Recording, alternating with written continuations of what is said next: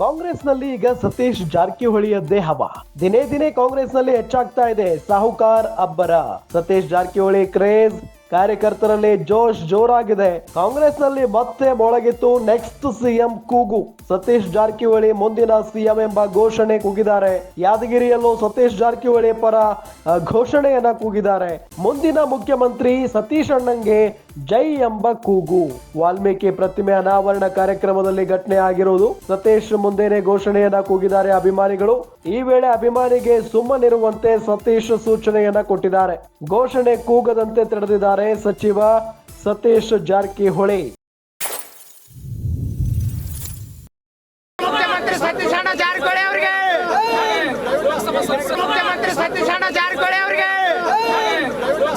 ಮುಖ್ಯಮಂತ್ರಿ ಸತೀಶ್ ಅಣ್ಣ ಜಾರಕಿಹೊಳಿ ಅವರಿಗೆ, ಮುಖ್ಯಮಂತ್ರಿ ಸತೀಶ್ ಅಣ್ಣ ಜಾರಕಿಹೊಳಿ ಅವರಿಗೆ. ಗಮನಿಸ್ತಾ ಇದ್ದೀವಿ, ಒಂದು ಕಡೆ ಮುಖ್ಯಮಂತ್ರಿ ಬದಲಾವಣೆಯ ವಿಚಾರ, ಅದರಲ್ಲೂ ತಾ ಮುಖ್ಯಮಂತ್ರಿ ಆಗ್ಬೇಕು ಅನ್ನೋ ನಿಟ್ಟಿನಲ್ಲಿ ಟವಲ್ ಹಾಸ್ಕೊಂಡು ಕೂತ್ಕೊಂಡ್ಬಿಟ್ಟಿದ್ದಾರೆ. ಆದ್ರೆ ಮುಖ್ಯಮಂತ್ರಿ ಕುರ್ಚಿ ಇದುವರೆಗೂ ಖಾಲಿ ಇಲ್ಲ, ಖಾಲಿ ಆಗುವ ಲಕ್ಷಣಗಳು ಕೂಡ ಇಲ್ಲ. ಇದೆಲ್ಲದರ ನಡುವೆ ಸತೀಶ್ ಜಾರಕಿಹೊಳಿ ಅವರೇ ಮುಂದಿನ ಮುಖ್ಯಮಂತ್ರಿ ಅನ್ನೋ ನಿಟ್ಟಿನಲ್ಲಿ ಎಲ್ಲಾ ಕಡೆ ಹವಾ ಸೃಷ್ಟಿಯಾಗಿ ಹೋಗ್ಬಿಟ್ಟಿದೆ ಈಗ. ಆದ್ರೆ ಮುಂದಿನ ಮುಖ್ಯಮಂತ್ರಿ ಡಿ ಕೆ ಶಿವಕುಮಾರ್ ಅವರು ಅಂತ ಹೇಳಿ ಅವರು ಅನ್ಕೊಂಡು ಕೂತ್ಕೊಂಡ್ಬಿಟ್ಟಿದ್ದಾರೆ. ಒಟ್ಟಾರೆಯಾಗಿ ಯಾವುದೇ ಕಾರಣಕ್ಕೂ ಸತೀಶ್ ಜಾರಕಿಹೊಳಿ ಅವರೇ ಮುಂದಿನ ಮುಖ್ಯಮಂತ್ರಿ ಆಗ್ತಾರೆ. ಸಿಎಂ ಸಿದ್ದರಾಮಯ್ಯನವರ ಉತ್ತರಾಧಿಕಾರಿ ಆಗೋದು ಸತೀಶ್ ಜಾರಕಿಹೊಳಿ ಅವರೇ ಅನ್ನೋ ನಿಟ್ಟಿನಲ್ಲಿ ಅವರ ಅಭಿಮಾನಿಗಳು ಹೇಳ್ತಾ ಇರೋದು.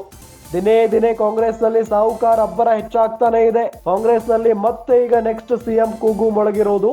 ಸತೀಶ್ ಜಾರಕಿಹೊಳಿ ಮುಂದಿನ ಸಿಎಂ ಎಂಬ ಘೋಷಣೆಯನ್ನ ಕೂಗಿದ್ದಾರೆ ಅವರ ಅಭಿಮಾನಿಗಳು.